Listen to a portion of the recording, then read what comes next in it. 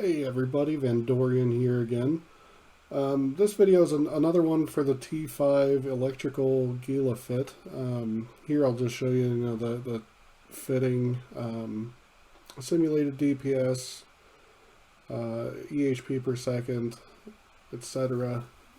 Just, basically like the last video here.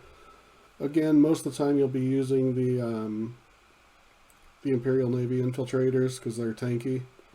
And, you don't want your drones to die because that's the majority of your damage. That and they're, 1 to 2 mil each.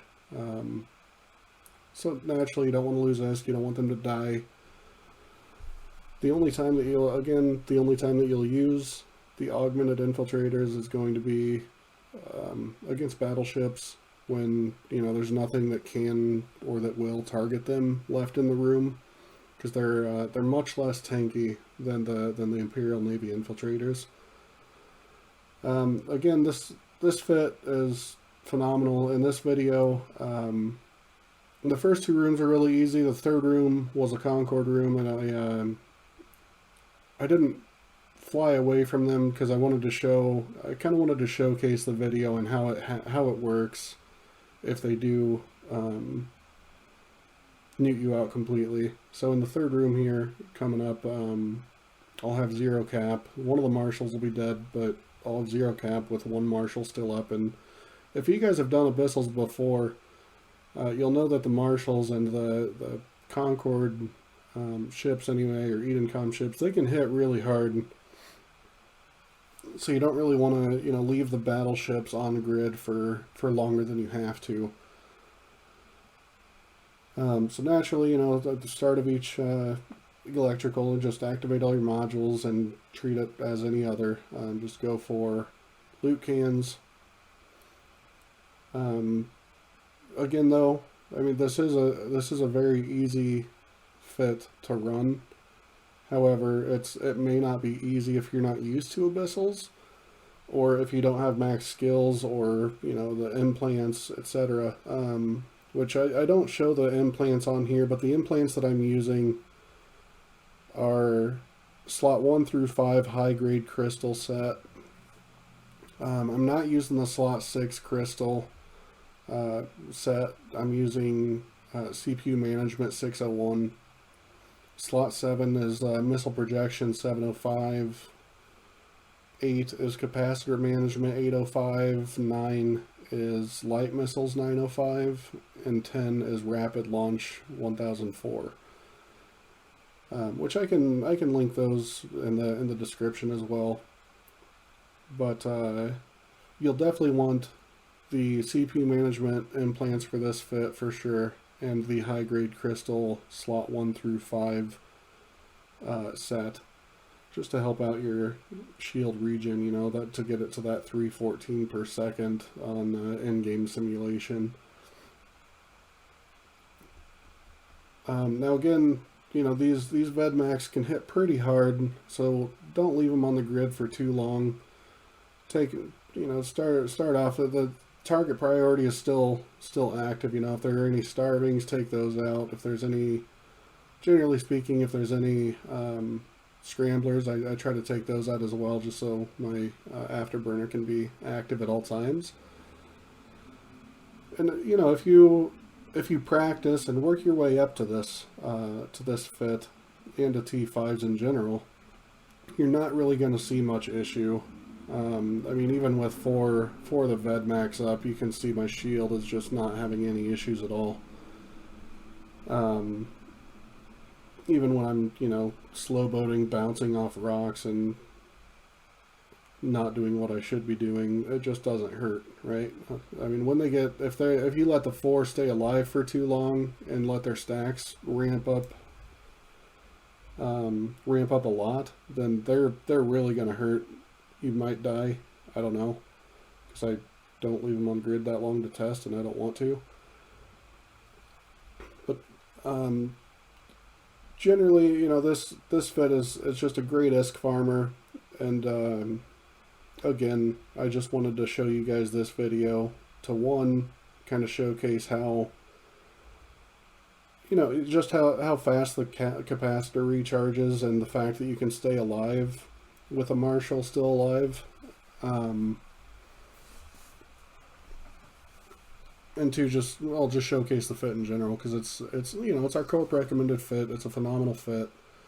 I will be giving some tests for lower tier abyssals as well. For tier 1s and 2s, I might test, I don't know, a caracol or something cheap, just to get your foot in the door for abyssals. And then tier 3s and higher for solo, I would still recommend a Gila. There's a few really easy mode tier 3 fits out there, and I'm gonna go buy one here eventually and give it some test runs, and then I'll make a video with the fit. But for tier 3, you're probably for Gila anyway. You're probably looking around, I'm guessing 300 to 400 million ISK. And it's a really good way to get your foot in the door. Then we have a corp fitting for T4 Gila that's, I think, 500 mil. And it's a full loot fit as well. But, you'll want to work your way up again. So start off, lower. The tier 1s and tier 2s, they won't pay out that great. But, tier 3s, 4s, 5s, those are where the money starts really coming in. So tier 3, you'll be able to, run a cheaper version of a Gila until you can afford to buy a tier 4, and then run the tier 4 for as long as you want, really. I mean, at that point, it's a pretty good ISK farmer as well. I did lose mine. Mine died a couple weeks ago due to the new patch that came out. I didn't realize just how hard the im&m ships hit, and that's what killed my passive fit tier 4 Gila. If I knew how hard they, just how hard they hit, and I knew what to target first, it probably wouldn't have died. There's no way, because my drones would have killed the marshals in plenty of time. They just had too much damage. And I couldn't overcome it. But again, if you do come into an im&m ship room, you'll want to kill the marshals, the battleships, pretty much ASAP. Then there's Stormbringers for the Gila especially, or the Icky really. For the Icky, you won't want to put out drones at all. And if there's a Stormbringer up, because it'll just melt your drones. But in the Gila, I still like to kill the Stormbringers and try to get them down first, just because they can really hurt drones. And in this fit, since the drones are, well, pretty much in any Gila fit, since the drones are the majority of your damage, you don't want them to die. You don't really want to recall them if you don't have to, because that's just DPS dropping off from drones flying back to you and then back to the target. And in this room here, I mean, it was a full Lashak room. It was super easy. You can see how fast the Lashaks melt in this tier 5 electrical. It poses no issues whatsoever. You don't even have to fly toward the Lashaks. You don't have to orbit them. You don't have to get close. Don't have to use missiles on them. Your drones just destroy them with plenty of time to spare. And I mean, it just goes to show right here as well. I'm still looting containers, and this last Lashak dies, so I'm not on the gate like I usually am, ready to jump. Because I wasn't even expecting him to die that fast. Usually they have some armor on top of hull, and this time the first several Lashaks, they didn't even have time to regenerate armor. So they just died really fast. And any Lashak room I've never seen an issue with. So if you come into a room with a lot of Lashaks, don't stop moving, because they are going to hurt if you just sit there, not doing anything. But generally speaking, it's one of the easier rooms. It goes really fast. I mean, you can see the timer up there. We've gotten through 2 rooms, and we're not even to the 10-minute mark. We still have like 12 minutes left. And then this last room here, this is the im&m room. And, you know, I started out like any other room. I just go for the loot cans. They're too far away. I can't target them. So right there, my first thing that I should have done is get in range to target the battleships. So I'm going after the storm. I thought I was going after the Stormbringer first. Anyway, first thing you want to do in this room is get a little closer. Have your drones target one of the marshals or one of the drainers, because they have a very long range on their newts as well. Like you can see right here, I can't even target them, and they're newting me. Now again, I mean the capacitor recharges plenty fast, as long as you know do your due diligence and take them out quickly enough to where it doesn't matter. But I'm not going to do that here because I just wanted to show you what happens.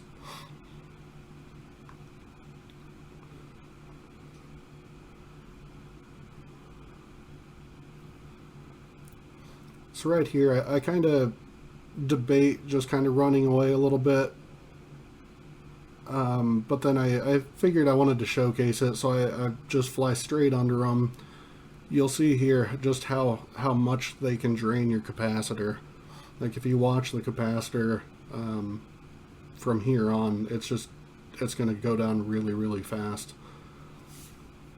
And I don't even think I get to this first loot can before it's drained. Yeah, it's already gone.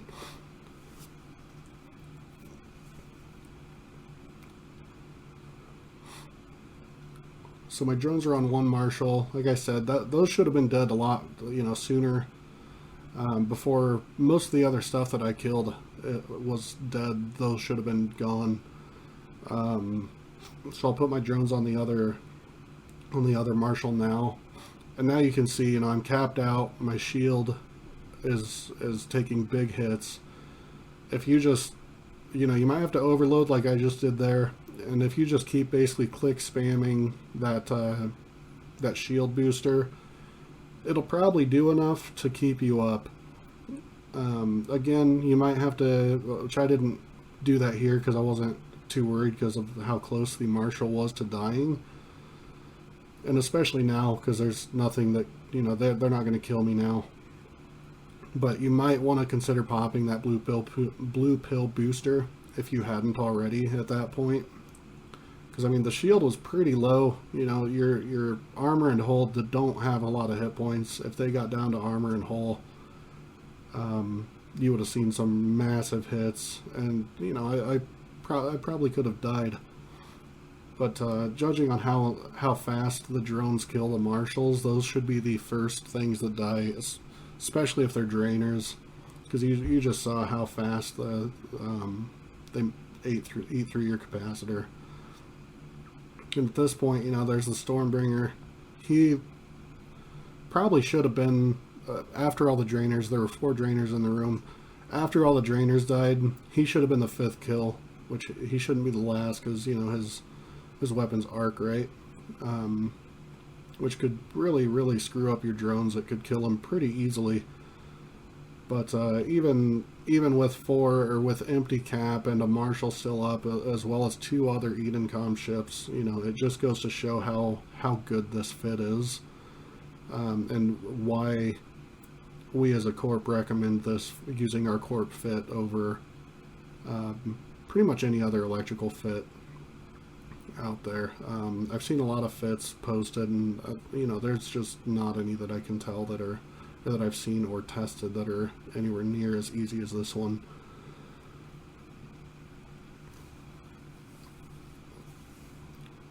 So again, this was just again another kind of showcase video of 1, what not to do on an Edencom room, and 2, just to show you how powerful the ship is. So now I'm just going to dock up, repair,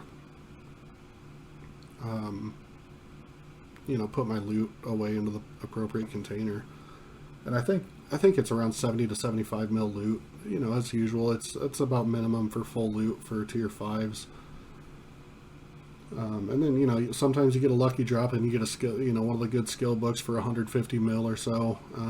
Sometimes you get some unstable multiplies. Shit, I forgot what they were even called. You know, you get some kind of unstable, like in the inventory there, but some are worth some pretty friggin' good money. But yeah, so that's the Gila fit. As usual, message me in Discord or in game. I'm Vandorian. You can hit us up in the Abyssal Runners Discord as well, or channel in our Discord. And have a great rest of your day, guys, and fly safe. And thanks for watching.